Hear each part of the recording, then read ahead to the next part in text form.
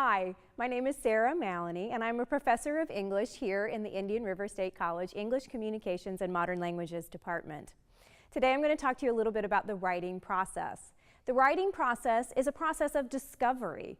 It is determined by criteria, it's responding to purpose, it's organized expression of thought, and it's cyclical.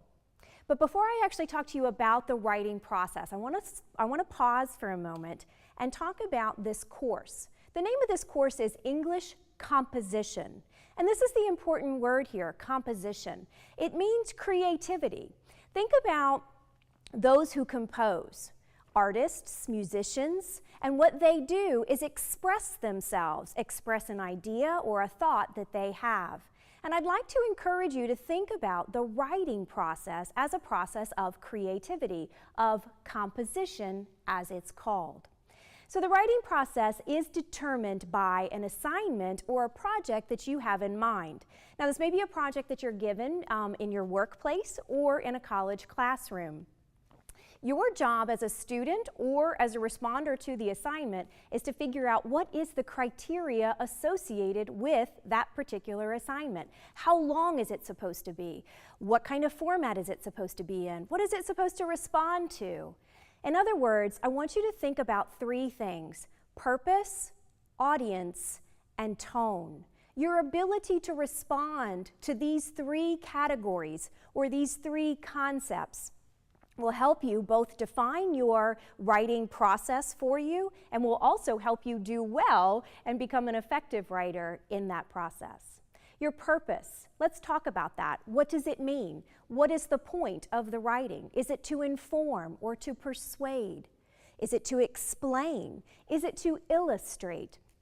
Is it to show new knowledge or your new knowledge on a topic? Once you know your purpose, you also want to consider your audience. Now, in a college classroom, you oftentimes think of your professor as your audience, but I want to caution you against that. Your professor will read and grade your work for certain, but also think about the larger concept of audience. What are you aiming for? Who's this writing for? At one level, it's for other college-level academics, so it's for those who are in your classes with you or for the general population. Or, if we were talking about our workplace, it would be for perhaps our boss.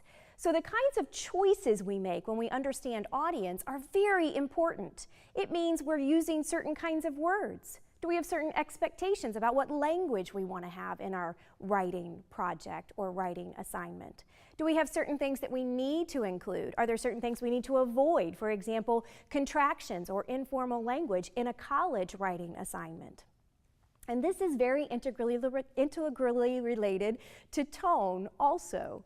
So your writing is purpose, audience, and tone directed. The writing process is also about deciding what you know and how you're going to share it. So I would encourage you to think about when you get a new topic, when you get a new assignment in front of you, first off, what is it asking you to respond to? And then I want you to ask yourself a whole bunch of questions. What do I already know about this topic? What do other people say about this topic? What can I add to this conversation about this particular topic? Now you may have noticed that I've already asked a bunch of questions in this writing process. And this brings to mind to me that very familiar cliche that curiosity killed the cat. Now, any cat owner will tell you that this is absolutely true, not maybe that they kill the cat, but that cats are mischievous and that they get into things all the time, things you wouldn't want them to be into. But I'd like to say that in our writing process, curiosity won't kill us. In fact, it will perhaps encourage us to explore new ideas. So be curious as you compose.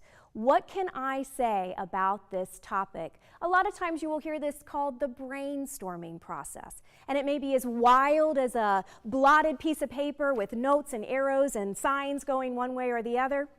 Or it may be as organized as an outline, which you also might want to work on. So the writing process starts with your understanding of purpose, audience, and tone, which helps you define the criteria associated with it, which helps you establish parameters and boundaries.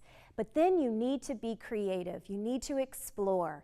So you think to yourself, question all of it. What do I know about this particular topic? What else should I know about this particular topic? Where have I heard it before? What can I say about it? Who else has something to say about this particular topic? And what should I be gathering in terms of my raw material? And then from all of that brainstorming or all of that raw material, you want to go down to saying the one thing you really think you can focus on. So the next process is a process of distillation, or coming down to what you want to share as your perspective. So what's your claim? You might hear this called a thesis statement. And if you think about this in raw material again, you might just use your brainstorming time to say, I claim that, ... Fill in the blank. What is it that you can claim when you have discovered all of this material that you have in front of you? And then you want to think about what evidence do you have to support that claim? So you have evidence to support claim ... I claim that there are many ways to write a perfect paper.